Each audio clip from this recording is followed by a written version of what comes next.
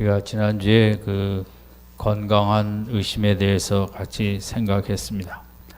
그러니까 세례 요한이 예수님이 사역에 이런저런 이제 구약의 메시아와 잘 매치가 되지 않는 점에 의심을 하고 제자들을 보내서 주님께 직접 물어보셨죠. 주님은 요한의 제자들에게 지난주 22절, 23절은 개인적으로 공개적으로 얘기하시기보다는 이제 요한의 제자들에게 얘기를 하시고 요한이 그럼에도 말씀 속으로 들어가서 더 깊이 예수님에 대한 이제 묵상의 필요성을 얘기했다면 오늘 본문에서는 예수님께서 요한을 이제 상당히 높이는 말씀을 하십니다. 얼핏 보면 세례 요한이 그러면 주님을 섭섭하게 해드렸는데 우리가 그렇게 생각할 수 있지만 주님은 세례 요한을 주님이 하실 수 있는 최고의 이렇게 찬사를 보내시고 그가 27절에도 내가 내 사자를 내 앞에 보내노니 구약의 예언대로 그가 내 앞에서 내 길을 예비하리라 한 것이 이 사람에 대한 말씀이라. 세례 요한이 이렇게 귀한 사역을 잘 감당하였다고 세례 요한을 마음껏 칭찬을 하셨죠. 오늘 생각하고자 하는 그 중점은 이제 28절입니다. 이제 예수님이 이 일을 통해서 세례 요한을 높여주시면서 이제 또 하나 지극히 큰 자가 누구냐 그것에 대해서 우리에게 말씀하십니다. 28절에 보면 내가 너에게 말하노니 여자가 나온 중에 요한보다 큰 이가 없도다.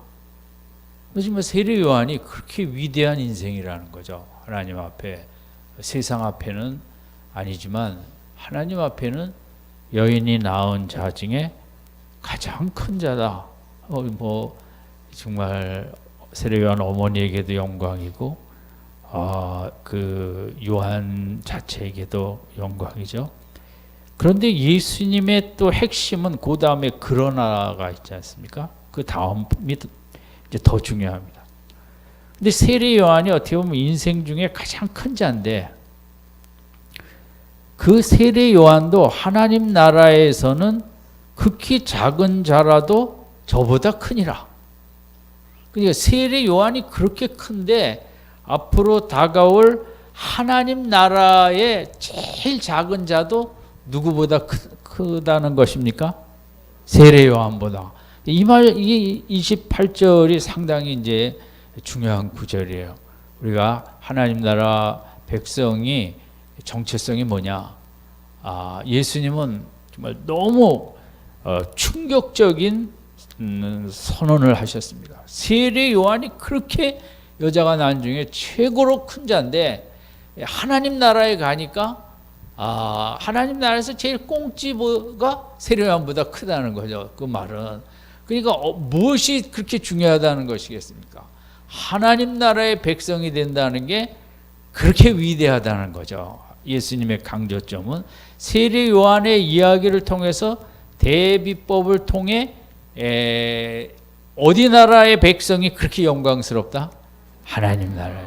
하나님 나라의 꼴찌도 세례 요한보다 크니까 하나님 나라의 백성이 된다는 게 어마어마한 축복이라는 거죠. 근데 우리는 지금 무슨 나라 백성입니까? 하나님 나라 백성이죠. 근데 교회 다니는 우리들이 제일 알아야 될 것은 내가 얼마나 정말 어마어마한 자리에 서 있는가, 얼마나 어마어마한 영적인 축복을 받았는가, 이걸 깨닫는 게 교회 다니는 중요한 목적 중에 하나겠죠. 우리는 교회 다니면서도 내가 자꾸 세상적인 거울로 나를 보면서 나를 점수를 많이 안 주는 거예요, 나한테. 그 신앙생활을 이제 그 부분은 그걸 고쳐야 되는 거죠. 그래서 우리가 먼저 생각해 보고자 하는 것은 세례 요한의 위대성입니다. 왜냐하면 여인이 낳은 자 중에 그렇게 큰 자가 없었다는 거거든요. 우리 몇 가지를 생각해 봅시다. 구약에도 수많은 선지자들의 위대한 뭐 엘리야, 엘리사, 모세로부터 귀한 하나님의 일꾼이 많이 있었는데 어떻게 세례 요한이 이 영광의 칭찬을 받게 됐어요. 세례 요한의 위대성은 이제 다른 선지자와는 달리 이적으로 출생을 하게 됐습니다. 그래서 세례 요한의 부모가 나이가 많지 않았습니까? 아브라함과 사라의 버금갈 정도로 도무지 아이를 알 수 없는데 세례 요한은 이제 하나님의 이적으로 낳은, 그게 다른 선지자들이 그런 분이 없었죠. 두 번째는 세례 요한은 부모님의 평생의 기도의 작품이었습니다. 기도를 많이 해서 낳은 자식이죠. 우리가 이제 자식은 뭐 결혼하자마자 낳게 되니까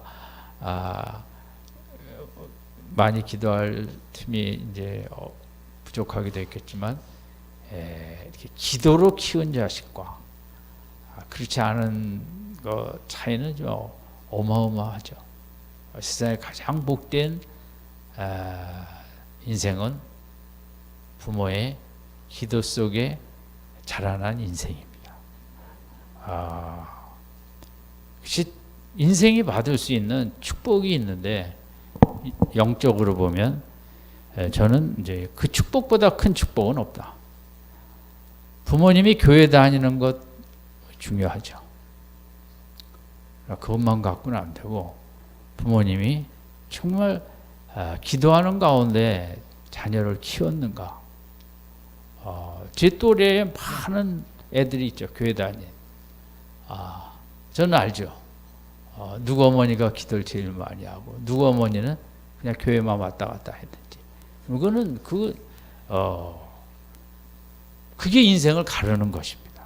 결국은 저는 제가 요즘 와서는 더 정말 제가 믿는 집에 태어났다는 게 그래도 뭐 엉터리일 때도 많았지만 어쨌든 인생이 받을 수 있는 그 축복은 이제 믿음의 부모 속에 태어난다면 그 축복이고, 또 그 믿음의 부모가 교회만 적당히 다니는 게 아니라 세례 요한 부모처럼 이렇게 아이가 없어서 더 그랬겠지만 평생의 기도로 만들었다.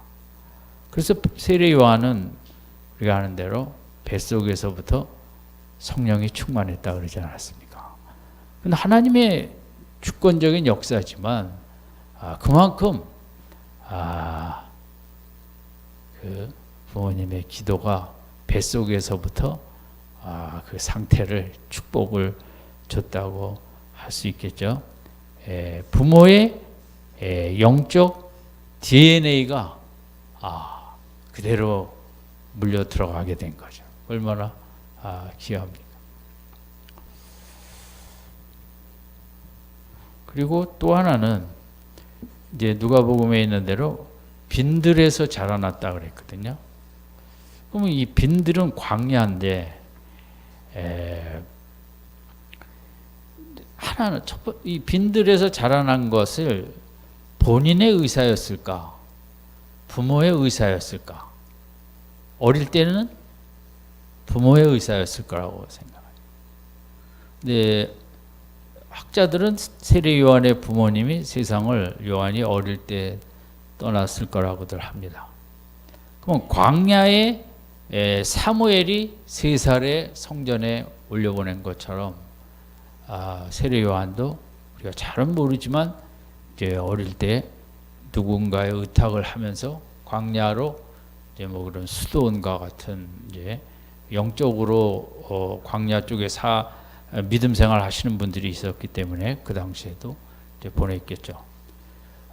뭐 부모님이 먼저 보내셨을 것이고 그걸 또 순종을 했고 또 부모님이 떠나신 후에도 자신이 얼마든지 임의대로 선택을 할 수 있었을 텐데 그가 끝까지 빈들에서 자라났다. 빈들은 결국 교제할 사람도 없고 들을 소리도 없고 저 하나님과만 교제하고 하나님의 음성을 많이 듣고 하나님과 깊은 대화를 나누는 선지자들 중에 이렇게 어려서부터 잘 준비된 빈들에서 척박한 곳에서 하나님과 깊은 교제를 나누며 그렇게 자라난 사람이 별로 없죠. 그리고 또 하나는 이제 메시아의 길을 준비하라는 사명을 부모님으로부터 들었겠죠. 그리고 그걸 철저히 준비를 잘했다는 거죠. 왔다 갔다 하지 않냐고 끝까지 빈들에서 자리를 지키며 그래서 얼마나 능력을 받았든지 그 빈들에서 사랑의 메시지도 아니고 오직 심판과 불심판, 회개 이런 메시지만 증거했는데도 온 유대 사람들이 다 광야로 나가 세례를 받고 세례 요한의 말씀을 들으려고 나갔다는 거죠. 그러니까 가장 사람들이 듣기 싫은 메시지를 증거했던 거예요. 지금도 이제 이런 기독교에서 오늘 교회의 문제점을 얘기할 때 목사들의 메시지가 너무 듣기 좋은 어떤 죄책, 회개하라 그런 건 안 하고 다 위로와 소망과 격려를 하다 보니 교회가 약해졌다는 거거든요. 근데 그런 얘기를 들으면서도 만약 세례 요한과 같이 강력한 심판과 죄를 지적하고 회개 메시지를 전한다면 이제 성도들이 많이 떠날까봐 목사님들이 그 부분을 저를 비롯해서 잘 못하고 있는 것이고, 또 그런 거에 비하면 세례 요한은 같은 메시지를 전해도 회개와 그런 책망과 능력이 있었기 때문에 사람들이 거기까지 갔고 또 그 말씀을 듣고 회개하고 세례도 받았다는 거거든요. 그러니까 그것은 어려서부터 빈들에서 자라나면서 그 속에 정말 영적으로 많은 권능이 있으니까 그렇게 되지. 쉽게 광야에서 누가 외치는데 인기도 없는 그냥 심판 메시지만 할 때 누가 가겠습니까? 그러니까 그만큼 이제 능력을 받았다는 거거든요. 지금 저나 현대교회 목사님들이 이제 공부는 어느 정도들 하는데 핵심은 능력을 받지 못하니까, 능력이 부족하다 보니까 메시지가 회개, 죄를 지적하든 뭘 하든 이제 그 영향력이 약하다는 게 현대 교회 문제겠죠.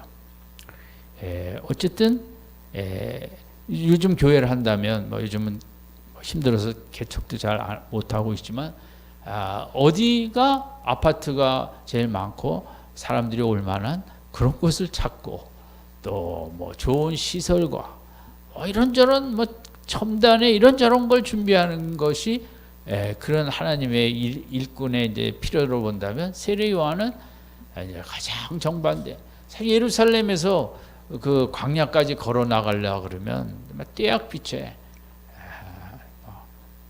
온종일 하루 종일 걸어가도 갈까 말까한. 그런데 그 회개, 그 심판의 메시지를 들으러 갔다는 거예요. 그러니까 그 세례 요한에 그만큼 능력이 있는 메시지였기 때문에 사람들이 끌려갔겠죠.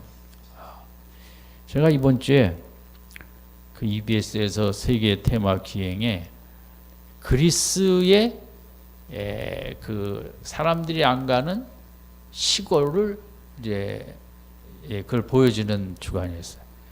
지난주는 이제 이태리의 시골을 보여주더니 이번 주는 이제 그리스의 그 시골. 제가 참 고마운 것은 그런 데는 가볼 수도 없고, 그런 이제 뒷부분 그런 데서 진짜 그 나라를 느낄 수 있고, 그냥 보통 유족을 많이 봐도 좋지만 이제 그런 그 시골 속을, 그러니까 영국 한 사람이 우리나라에 왔다 가면서 단양 쪽에 오래 있어서 갔대요. 그래놓고 대한민국을 느끼려면 그 단양 그 깊은 곳에 가야, 시골을 봐야 대한민국을 느낄 수 있다. 그렇게 이제 그 칭찬을 했다 그래. 그런 것처럼 이제 이 사람이 이번 프로그램에 갔는데 세례 요한 수도원이라는 게 있어요. 근데 이게 중국에 왜 벽돌 깎아지는데 가운데 집 있는 것처럼 정말 그런 흑장 절벽의 가운데 그걸 어떻게 이렇게 해갖고 수도원을 만든 거예요. 1200년도 경일에 나오고, 아니요 제가 근데 이름이 되게 유럽의 뭐 제가 수도원 이름은 잘 모르지만 세례 요한 수도원이라는 거는 전 처음 들어봤어요. 얼마나 그리스 정교지만 우리가 생각할 때 기독교만 뭐 예수님을 잘 믿는 것 같지만 나름대로, 여러분 이집트에 가도 콥트라고 그분들 예수 믿는 사람들 2000년 전부터 이집트에도 쭉 내려오고 있거든요. 신앙 정말 좋은 사람들 가끔 그 회교도한테 그 테러 당하고 이제 뉴스가 나오는데, 그리스도 정교회 거기 아직 그 수도사들도 있고 그런 정말 한적한 곳에서 영성을 이렇게 하는. 근데 이름이 세례 요한 수도원이라는 거죠. 사도 요한이 아니라. 어떻게 사도 요한하고 세례 요한은 다른지는 알죠? 뭐 다 시자로 시작하고 이름도 똑같은데, 사도 요한은 요한복음과 계시록과 요한일서를 쓰신 분이고, 세례 요한은 책을 쓰신 건 없고 그 강력한 심판 메시지를 하다 이제 그 감옥에서 처형당하신 분 아니에요. 근데 거기서 또 그분이 또 갔는데, 그 맘마미아 영화에 나오는 조그만 교회가 있는데 그 이름이 또 성요한 교회래요.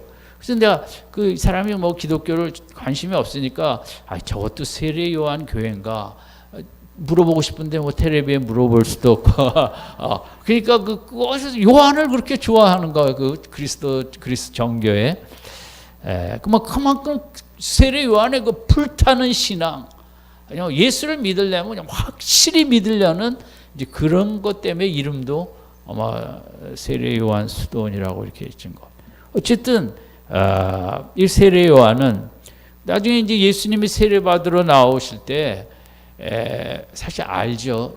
사춘관이니까. 근데 그럼에도 예수님을 메시아라, 하나님의 어린 양이라고 선포하기에는 좀 너무 뭐 그냥 목수하다 나온 그런 분, 그냥 보통 시골 남자인데, 그러나 세례 요한은 담대하게 예수님을 가리켜 하나님의 어린 양이라고 그랬어요. 메시아라고. 정말 대단한 믿음이거든요.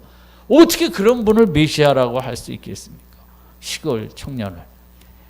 그만큼 세례 요한은 불타는 믿음과 끝까지 메시아를 준비하기 위해서 회개시키려고 뭐 왕한테도, 왕이고 뭐고 잘못을 통렬하게 지적하고 비판하는 그런 정말 위대성, 세례 요한의 신실성, 그런 지속성, 뭐 아주 정말, 그러니까 이 여인이 난 자 중에 최고라는 이 평가를 받았는데, 뭐 꼭 이것 때문은 아니겠지만 이제 성경적으로 그런 훌륭한 점이 있었다는 걸 먼저 생각을 해보겠습니다. 그런데 예수님의 핵심은 물론 세례 요한을 칭찬하기 위해서 그런 것도 있지만, 예수님은 이 세례 요한을 통해서 하나님 나라의 백성이 얼마나 위대한가를 여기서 정말 너무 우리들이 이해하기 쉽게, 우리들이라 그러면 좀 잘 이해 안 되시는 분들 혹시 28절이 이게 잘 이해가 돼야 이게 기독교거든요. 당시 듣는 사람들은 잘 이해가 글쎄 안 된 분들이 많았겠죠. 정말 기독교가 뭐냐? 28절이에요. 그렇게 세례 요한 같이 최고의 영성과 최고의 성품과 믿음과 모든 것을 하나님 앞에 부족함이 없는 이 세례 요한도 하나님 나라의 지극히 작은 자보다 크지 않다는 거죠. 여기서 이제 그러면 상상이 그러니까 솔로몬의 영광이 크잖아요. 모든 영광이 들의 뭐만도 못하다. 들의 핀 꽃보다도 못하다. 또 우리나라의 축구를 제일 잘하는 사람이 뭐 차범근이라고 할 수도 있고 박지성이라고도 할 수 있지만 우리나라에서는 1등이지만 영국, 스페인 이런 데 가면 뭐 잘하긴 잘했지만 그쪽에 가면 또 뭐 처음에는 뭐 밑바닥이었죠. 그죠? 그 세계가 다르다는 거죠. 우리나라의 야구 선수들 뭐 정말 뭐 20억도 받고 저는 지금 좀 그 뒤에 공짜 빼줬으면 좋겠는데 근데 미국 가면 우리나라에서 제일 잘한다는 분들이 미국 가서 야구하러 가서 견디고 온 사람이 몇 명 됩니까? 거기 가서는 게임도 안 되죠. 거기에 꽁찌보다 이렇게 그 박찬호 선수도 LA에서는 잘했는데 정말 그 텍사스에 가서 돈은 거의 1억을 받아갖고 내내 죽쓰고 아프고 그러다가 결국 왔잖아요. 정말 내 박찬호 때문에 내가 얼마나 미안한 그 텍사스 사람들이 근데 추신수가 간 거예요. 추신수 요즘 추신수도 뭐 그냥 좀 하긴 하지만 그건 뭐 텍사스 사람들한테 정말 너무너무 미안한 거야. 우리가 대한민국 사람으로서 이 시간을 빌어 심심한 우리나라는 정말 잘한다고 보냈지만 뭐 가서는 우리나라 농구 선수 10억도 받아요. 미국 가서 뭐 대학생들하고도 게임도 안 되는 그런 식이라는 거죠. 세례요한하고 하나님 나라의 그러니까 그만큼 하나님 나라의 백성이 위대하다는 거예요. 예수님이 볼 때 이 세상 최고의 인생은 뭐냐? 하나님 나라의 백성이 최고의 인생이라. 세례요한보다도 왜 그런가? 몇 가지를 생각하면 첫 번째, 세상 모든 나라의 사람들은 육으로 태어났어요. 근데 하나님 나라의 백성은 영으로 태어났어요. 아멘. 예수 그리스도의 십자가의 구속을 받아들이고 믿음으로 말미암아 우리는 요한복음 3장에 있는 대로 물과 성령으로 거듭났어요. 다시 태어났다 그랬어요. 그러니까 많은 인생이 있지만 뭐 빌 게이츠니 뭐니 다 그들은 뭐로 태어났어요? 육으로 태어났어요. 근데 우리는 뭐로 태어났어요? 영으로 태어났어요. 그러니까 근원이 이 질이 다르다는 거예요. 그것은 메뚜기로 태어난 거하고 호랑이로 태어난 거하고 게임이 안 되잖아요. 마치 뭐 그것보다도 더 크지만 하나님 나라의 백성은 하나님의 아들이 십자가를 대신 지시고 죄를 다 대속해 주신 그 구속을 받아들일 때 우리가 하나님의 자녀로 물과 성령으로 거듭난 존재들이 하나님 나라의 백성들이라는 거죠. 이건 세례 요한도 경험을 못한 거예요. 여러분 우리가 태생이 다르다는 거죠. 태생이. 우리가 교회 다니는 우리들이 제일 중요한 게 내가 얼마나 위대한가. 이건 뭐 정말 이걸 깨달아야 되고 이걸 모르면 교회 다녀도 얼굴이 늘 그냥 어둡죽죽해. 내가 예수님으로 십자가 때문에 영으로 태어나는 거듭난 영적인 존재가 돼. 아직 물론 내 속에 육적인 요소가 남아있죠.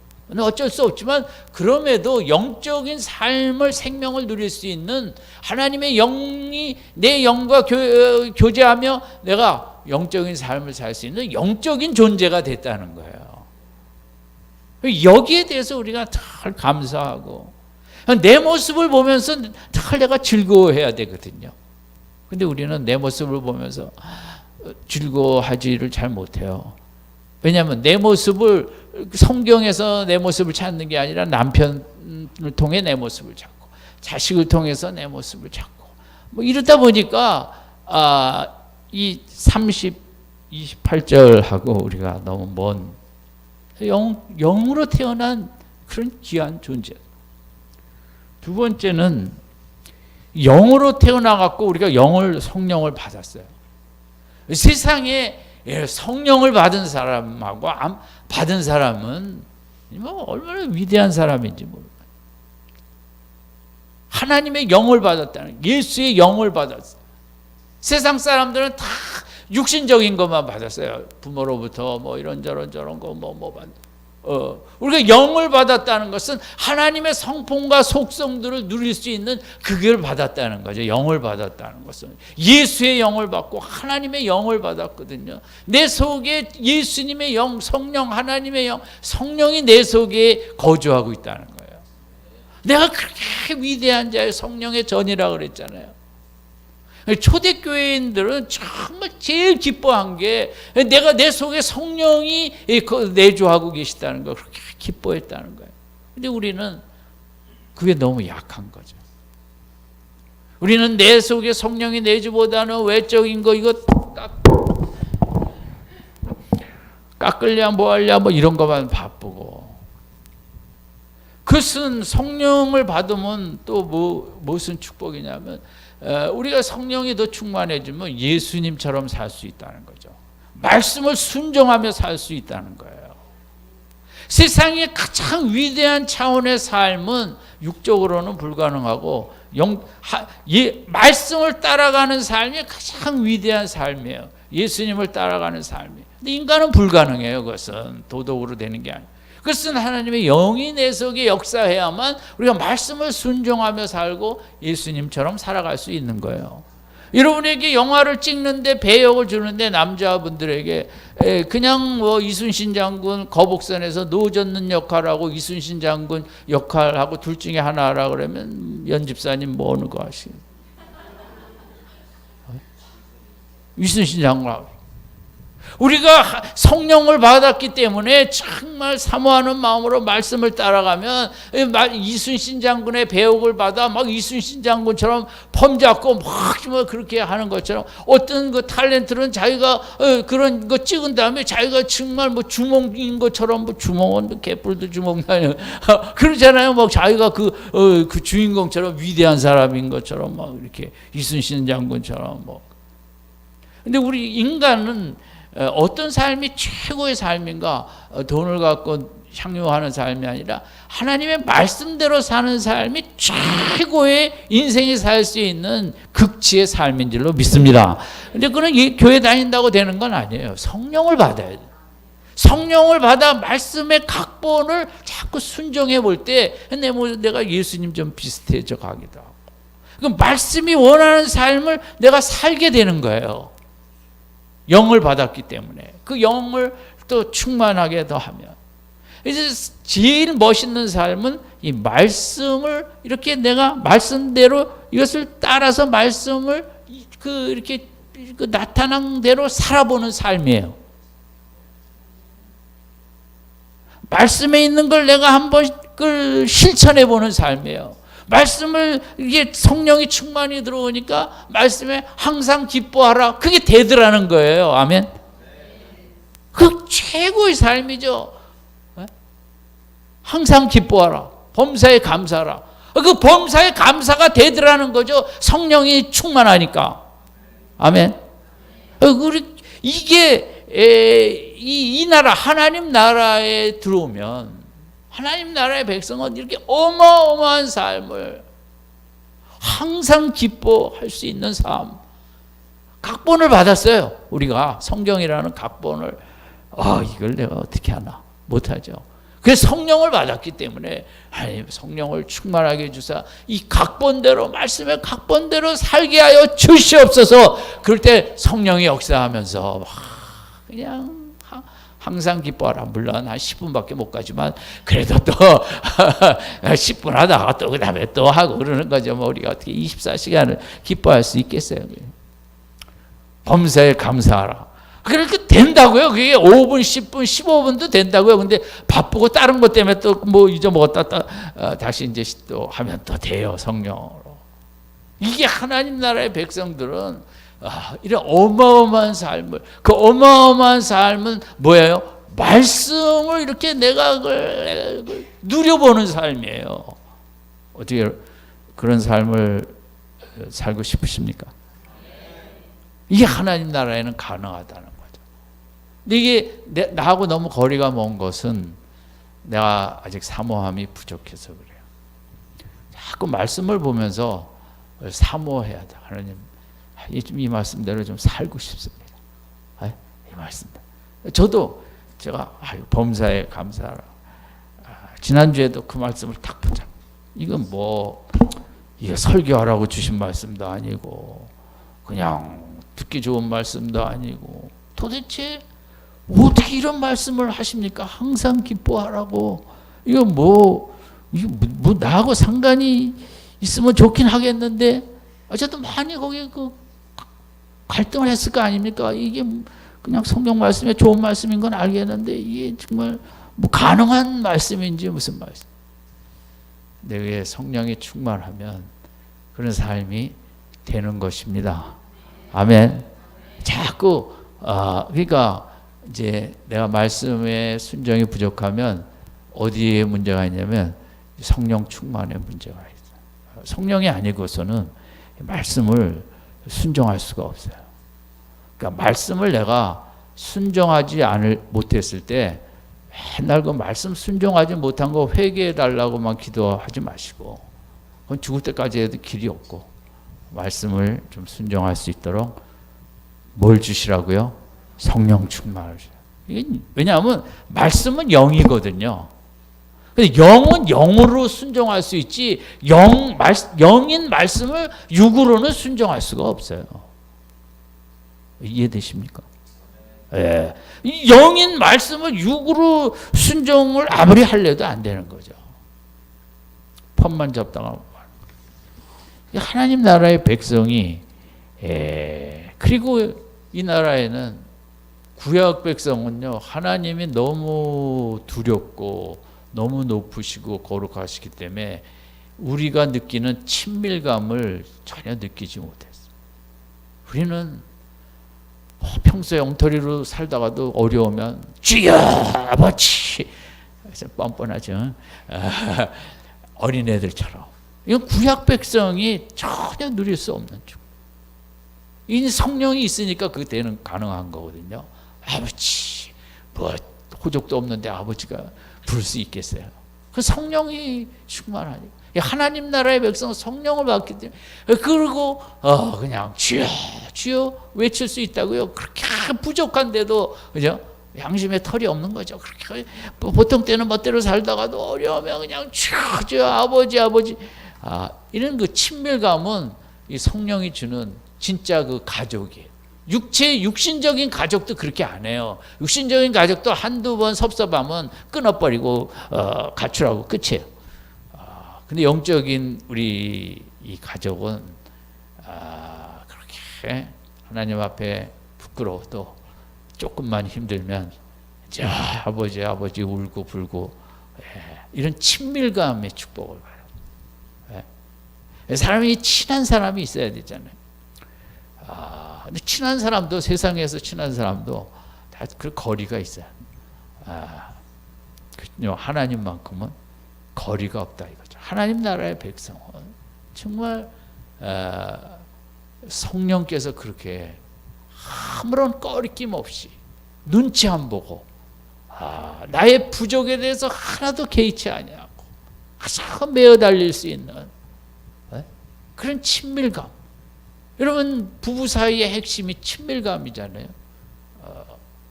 그래도 그건 인간과의 친밀감은 한계가 있어요.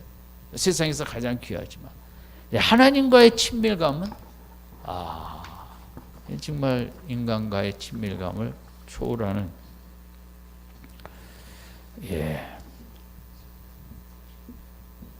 그리고 이 하나님 나라의 백성은 예수 권세가 누구 권세예요?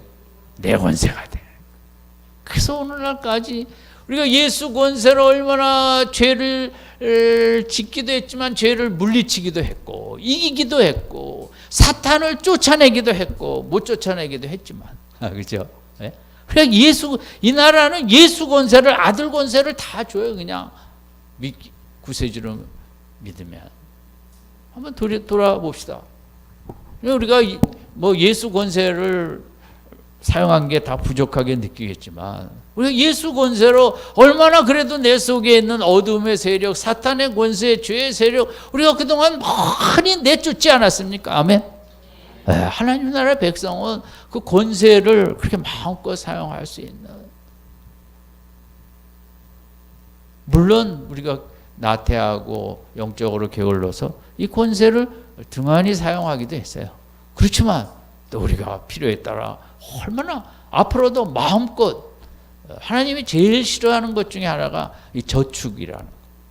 하늘의 신령한 모든 권세는 하늘에 저축이 되어 있는데 하나님께서는 자녀들이 그걸 그냥 그 크레딧 카드로 막 써서 물건 사는 것처럼 자꾸 카드를 끊어갖고 하늘의 영적인 그 신령한 축복을 자꾸 갖고 가야 되는데 그걸 안 갖고 오고 자꾸 거기다 그냥 쌓아놓고 그냥 볼리서 보기만 하고 그게 제일 싫어하시대. 권세를, 그 많은 축복을 자꾸 끌어와야죠. 예. 이렇게 하나님의 이 하나님 나라의 백성의 축복을 얘기하다 보면 내일 새벽이 되겠죠. 그죠? 그만하겠습니다. 하나만 더 하면 연단을 받죠. 연단이라. 하나님 나라의 백성은 시련이라는 연단의 축복을 받습니다.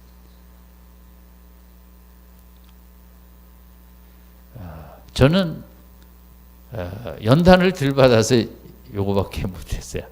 제가 더 연단을, 시련을 많이 받았으면 좀 더 좋았을 텐데, 물론 지나고 나니까 하는 말이죠. 다 힘든 연단을 누가 좋아하겠습니까? 이 하나님 나라의 백성은 아들의 형상을 담게 하여 하나님께서 계속 그런 그 시련의 연단을 주시죠. 그래도 우리가 힘들지만 시련의 연단을 받아서 오늘 이 자리에 신앙에 이른 줄로 믿습니다. 그나마 연단이라도 없었다면 우리는 지금 이 자리까지 오지 못했죠. 이 하나님 나라의 백성은 뭐 이것도 저것도 잘 되고 만사 형통이 아니라 내면이, 영혼이 성장이 제일 중요하기 때문에 하나님께서는 예 없이 우리에게 가시로 찔르기도 하시고 칼로 내리치기도 하시고 이 연단의 축복을 받는 게 하나님 나라의 백성의 위대함이죠. 그러니까 뭐 여기 우리가 천국도 생각하지 않았고 영생도 생각하지 않았고, 이러면 세례 요한은 살았을 때 그런 거 하나도 몰랐던 거예요. 뭐 그지 뭐 영생을, 영원한 생명, 천국, 영원한 기업 잘 몰랐거든요. 이 하나님 나라가 세워지기 전에는 이 계시가 부분적으로만 전달되었기 때문에 하나님 나라의 백성이 된 우리에게는 신약이라는 계시가 다 완성이 돼서 우리에게 주어졌고, 십자가의 그 깊은 의미를 우리가 정말 깨달을 수 있게 하셨고, 세례 요한이 십자가의 십자가가 그것도 잘 예상을 못했죠. 뭔지 알겠어요? 우리는 그 십자가의 온전한 의미, 영원한 기업, 천국, 우리가 누리는 이 하나님 나라의 백성의 축복은 정말 대단하죠. 그래서 주님께서 그러나 하나님 나라에서는 극히 작은 자라도 저보다 크니라.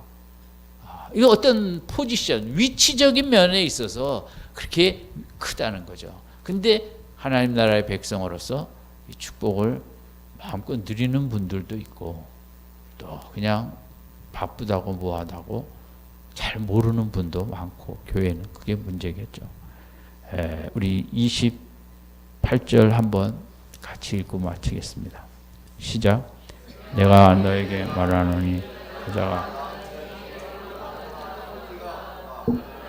하나님의 나라에서는 저보다 크니라. 일주일 동안 다음 주 금요일에 올 동안 정말 나는 주님이 말씀하신 28절의 하나님 나라의 백성의 자긍심과 자부심과 정말 그 주님의 말씀하신 의미를 내가 알고 누리고 신앙생활 하고 있는가 한번 되살펴 보셔야 돼요. 그래서 우리가 말씀대로 어떻게 해야 돼요? 살아봐야 되잖아요. 근데 육으로는 안 된다 그랬죠.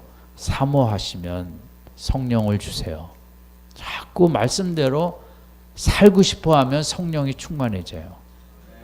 성령 충만, 성령 충만. 뭐 그래서 받는 길도 있지만 우리가 자연스럽게 더 성령을 받는 길은 하나님, 내가 말씀대로 이 말씀이 약속하신 그걸 내가 누리고 싶습니다.